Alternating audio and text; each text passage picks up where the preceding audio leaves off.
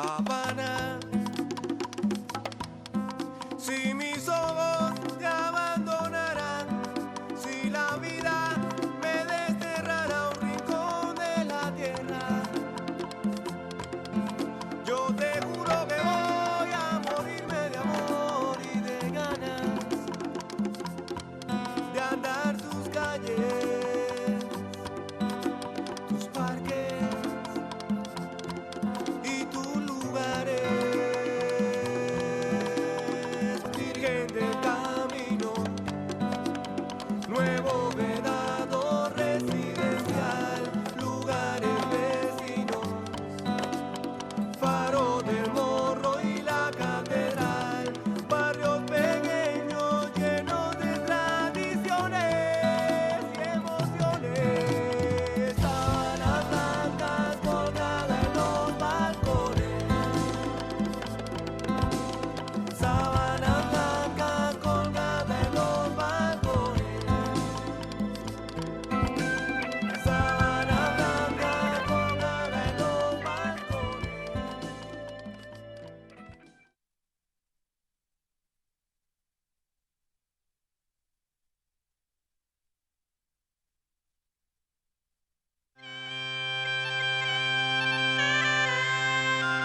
Para un español martiano, Manuel Isidro Méndez, con la admiración y el afecto de su amigo Emilio Roy de Leuceren.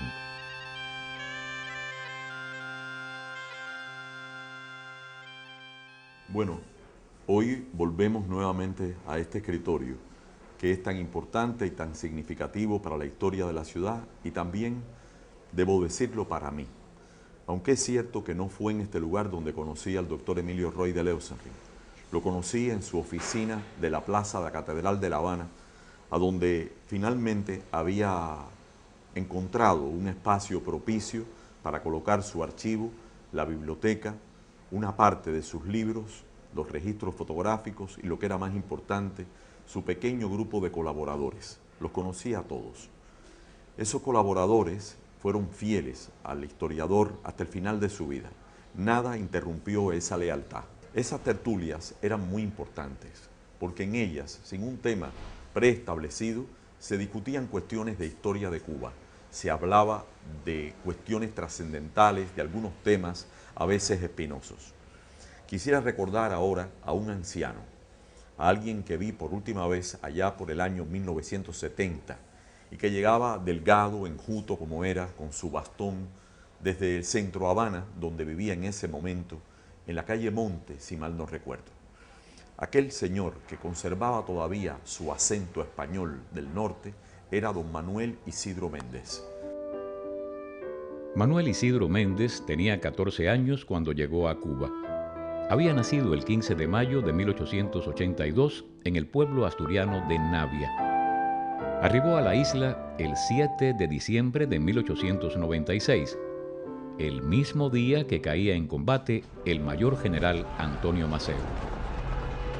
Pero ni las pasiones de la guerra lograron que abrigara algún sentimiento anticubano. Fue precisamente en medio de una tropa mambisa que encontró por primera vez la palabra del hombre que estimuló su vida intelectual. Posteriormente se trasladaron a Santiago de Cuba, donde le sorprendió los días finales del Imperio Español, la batalla de Santiago y el asedio a la ciudad por las tropas norteamericanas. Para los mambises, a los cuales pudo conocer tropas de Calixto García, seguramente era sencillamente un joven galleguito que no tenía edad ni para empuñar las armas por España ni por Cuba, pero que por esta última sentía ya una atracción particular. Según él mismo comentaba, entre los cubanos corría una copia del Manifiesto de Montecristi, escrito por José Martí y suscrito también por Máximo Gómez antes de partir de la República Dominicana. Esto le atrajo al hechizo martiano, y el hechizo martiano le llevó a convertirse años después en uno de los más importantes historiadores de Cuba. El valor de su obra lo hizo miembro pleno de la Academia de Historia de Cuba, pero mucho antes inició su trayectoria en el lugar de Cuba que marcó su vida, Artemisa. Llegó a Artemisa cuando el pueblo tenía menos de 3.000 habitantes. Aquí fundó familia y junto con el pueblo creció su vida intelectual y personal. En Artemisa escribió casi toda su obra y a ella le dedicó numerosos estudios, entre ellos la más acuciosa historia de la localidad. En Artemisa se convirtió en el dueño de El Almacén, la mayor ferretería de la localidad, donde trabajó Julito Díaz hasta que el 26 de julio de 1953 partió para participar en el asalto al cuartel Moncada. Fue a Artemisa a donde fue Roy a buscarle y en muchas ocasiones se sentó allí acompañado de Gerardo Castellanos o de Enrique Gay Galvó para conversar con don Manuel Isidro, que era de esos españoles que como Nicolás Estebanes había defendido la República Española y soñaba para su patria un futuro de justicia y de equidad. Su vida ahora en La Habana no era tan grata como en Artemisa, a que le declaró su hijo adoptivo y que le tuvo con muchísima razón entre los hombres más ilustres que jamás vivieron en aquella localidad que hoy es cabeza de una provincia que lleva precisamente su nombre, Artemisa. En 1940, el ayuntamiento de Artemisa lo declaró hijo adoptivo y en la actualidad el museo de la localidad lleva su nombre. También su natal pueblo de Navia, en Asturias, lo homenajeó dándole su nombre a una calle. Volvamos a don Manuel Isidro. Él nos contaba cómo nació su vocación por Martí, cómo estudió su biografía, su vida y su obra. Pero no estuvo todo el tiempo en Cuba. Aquellos primeros años de la República llena de la contradicción y de la pobreza nacida de la ocupación norteamericana, una pobreza material y moral que no implicaba en forma alguna que las vanguardias sociales se enfrentasen buscando la plena soberanía de nuestro país y la derogación de la enmienda Platt. De este tiempo data su amistad con uno de los mayores, de las figuras mayores del grupo minorista, don Fernando Ortiz. Don Fernando le encargó un ensayo biográfico sobre Martí, un ensayo biográfico que se convertiría en una obra capital, una obra que una vez publicada sobre el pensamiento y el ideario de Martí, iba a ser el antecedente de otras muchas investigaciones que le llevaron, siendo un autodidacta, a convertirse en un historiador en el mayor y más amplio sentido de la palabra. En 1924 escribió la primera biografía de José Martí. A esta obra siguieron muchas otras dedicadas al apóstol de la independencia de Cuba, hasta ser considerado uno de los mayores especialistas de la obra martiana. El escultor Sicre le regaló esta cabeza de Martí, que fue la que luego sirvió de modelo para el Martí de la Plaza de la Revolución.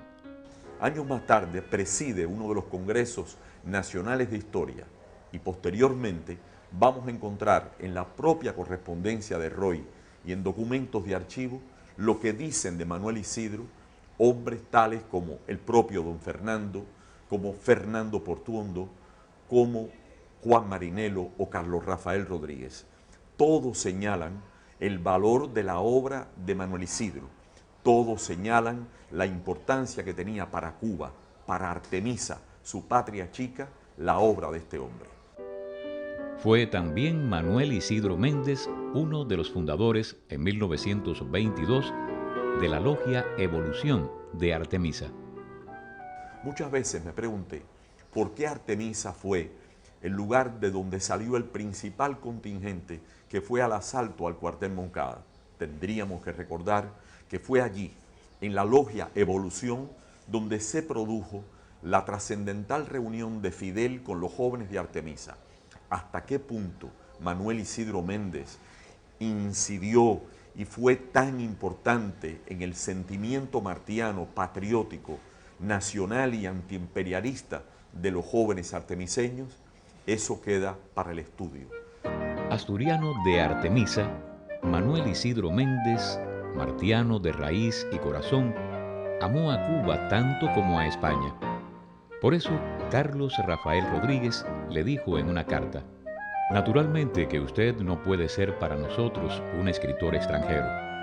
no solo por su obra artemiseña, sino por la otra nacional, no menos intensa. Aquí en el despacho de Emilio Roy, que él frecuentó tantas veces, está todavía su retrato y su dedicatoria. En torno al suyo están los de todos aquellos grandes amigos que me parece ahora ver regresar en el tiempo. Y sobre todo, lo más importante, volver a Artemisa, que ahora vive aires de renovación, y pedir al pueblo artemiseño que rinda culto a un hombre tan importante para su historia, a un ciudadano ejemplar como fue Manuel Isidro Bende, aquel que dedicó una obra sobre Angerona, el cafetal e ingenio, que sirvió hasta hoy para guiar los esfuerzos por restaurar esta parte del patrimonio cultural y monumental de la provincia de Artemisa, y también rendir un merecido homenaje a don Manuel Isidro, aquel viejecito que en 1972 se despide de La Habana y de Cuba. Ya había dejado atrás lo mejor de su obra. Ahora solamente nos queda cuidar de su posteridad en el tiempo. Nos vemos. Vuelven los martillos neumáticos sobre la ciudad. Un cigarrillo encendido dibuja la silueta de un hombre que el destino volverá a metal.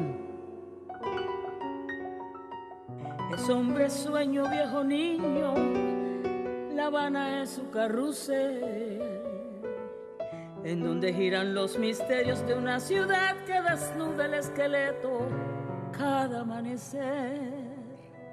Y sueña campanas, portales con alas, y alza los brazos divinos al sol que saca la luz, viejas cicatrices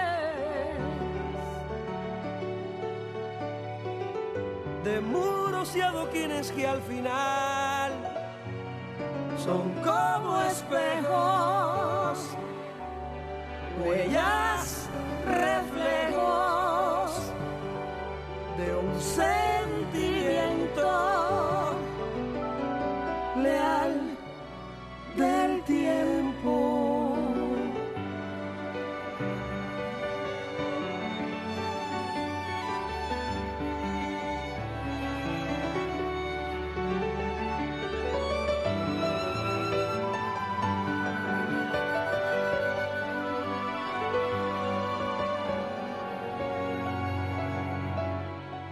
Y sueña campanas, portales con alas, y alza los brazos divinos al sol que saca la luz, viejas cicatrices de muros y adoquines que al final son como espejos, huellas, reflejos